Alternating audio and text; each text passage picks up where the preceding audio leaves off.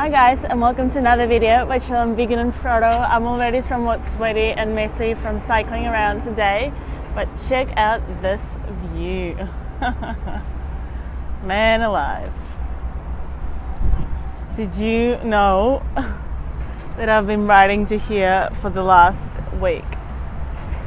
It is amazing. I got here last night and I did a little bit of footage, so you'll see it on the vlogs that are coming out, but obviously you couldn't see it as well behind me. Oh, still kind of, there you go, it's a little bit better, you can see it. So it's an interesting video, right? I feel like I have so much to say and talk about, but at the same time I just need to organize whatever it is that I wanted to say and talk about in the first place. But I think the most important thing is to really believe that you're able to accomplish whatever it is that you want to accomplish. Like, believe in it against all odds. And some people might tell you that you're crazy, some people will be unsupportive, some people will think that you're just completely out of your mind, and you know, because they have never even thought about the incredible, amazing things that you're thinking about doing.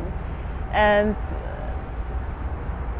the thing is, you don't need to listen to them, you don't need to believe in them, because believe in what they say, because when you start believing in what they're saying, you're kind of starting to doubt yourself. But you need to remain in that positive and confident frame of mind, because if people see that you're confident and positive, they kind of like assume straight away that you know how to do it and you'll be able to do it.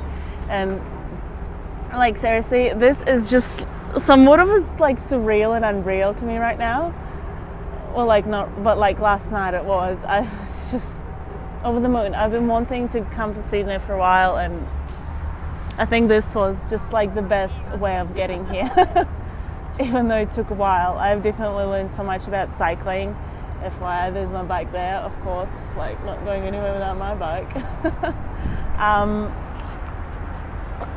A quick tip. My chain got slightly rusty because of one day was full on rain and one day was like a couple of days were a bit rainy. So I went to the bike shop and got the chain looked at and got it lubed up. Today I got a new French valve because my old one got lost, and I also pumped out my tires. And an interesting thing is that a lot of bike shops might have a few bike shops have a bicycle pump to pump up your tires outside of their store. So if you're out and about somewhere in a new city or a new country or wherever, just go to a bike shop. Even if they're shut, like, just go and have a look. They might still have a pump outside. Like, you never know. Like this bike shop I was just at before. I will be definitely putting up all my Strava, and I'll talk through the maps on Strava. I'm under Traveling Vegan and Frodo if you wanted to head out there and just check it out.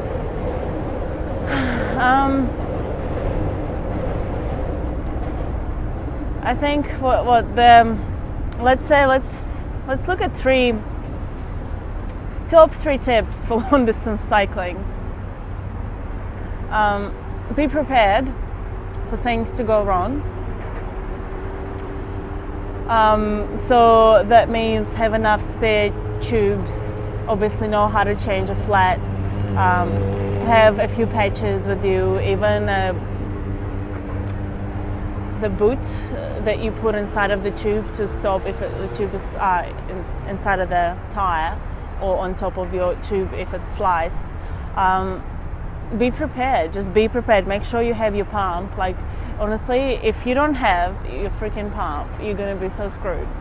So I think pumps, these like little hand pumps, are so amazing. And honestly, this guy, it is so much better than my old one. I'll show you. Like this little thing, because it's like flexible, it makes it so much easier for just kind of pumping it up, and you're not afraid of bending the valve of the actual tube. And seriously, so handy. So whenever you're buying a hand pump for your bike, make sure it has this little bendy type thing.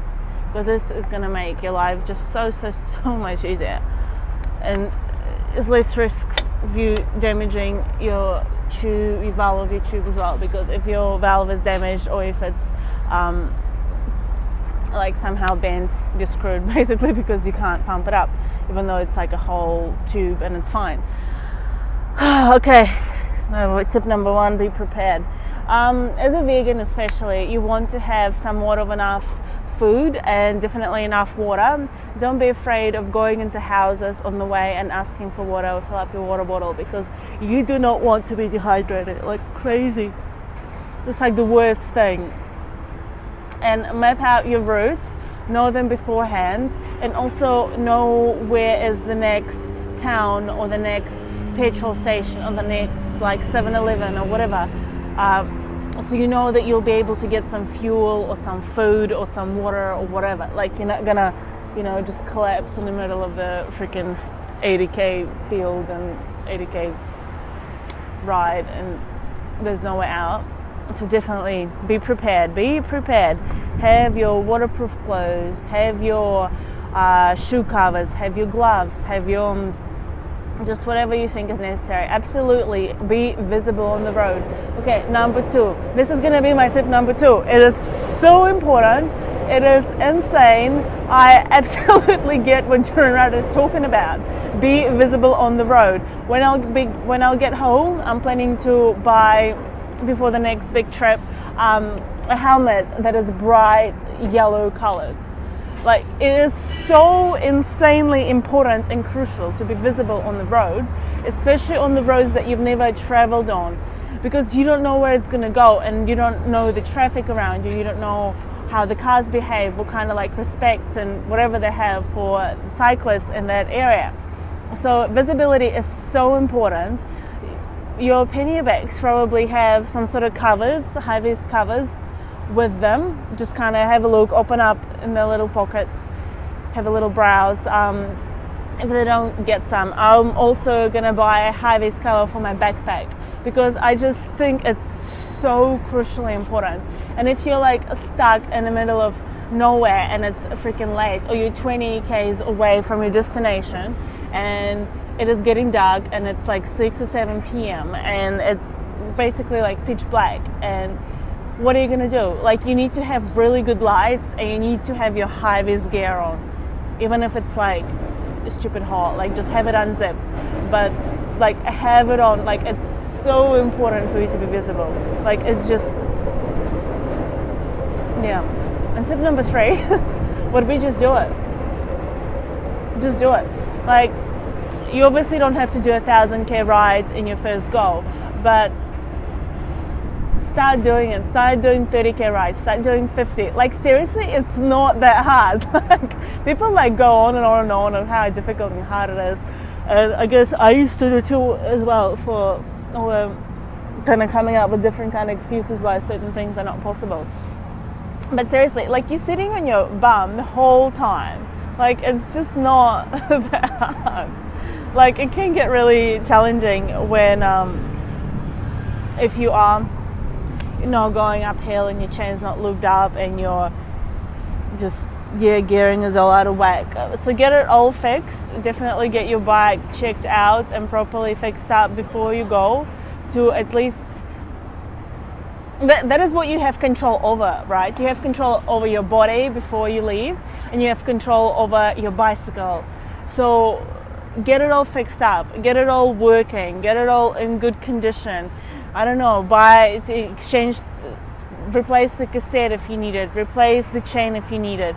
Like, don't be skimping out on those things, because when you're on the road, you want your stuff to work. If it's middle of the night and it's freaking pitch black, and because even though you were planning and you left early at 7 a.m. or 6 a.m. and you got to the place and you thought you were going to get there before dark time, right, before nighttime, but you didn't, because you took the wrong turn. This is a new road, you don't know where you're going, you got lost or whatever. Like, so many things can happen, or like the route is just, or it's rainy, so that's gonna slow you down, or it is just insane amount of hills, and with like the wreck, you're not used to going at that pace, so you arrive slower again. There's just like so many things that can happen on the road, and I reckon for future trips, especially if you go with like a number of people, I think a good idea is to take maybe a replacement tire. Actually, like I'm really considering starting to carry my spare tire with me as well, not just the tubes but the tires as well, and lube, the little bottle of lube for the chain, so kind of if it's raining or whatever, like we could clean our chains up and lube them up. Well, I could do it. I think it's pretty helpful too. Okay, enough ranting. Lots more to say, lots more to talk about, but we'll keep it for other videos. Hey, one final view. This actually happens.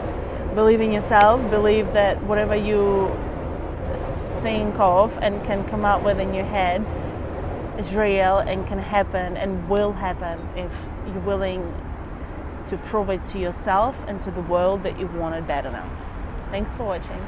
Remember to stop counting calories, start counting health, start counting adventures, and start counting your passions.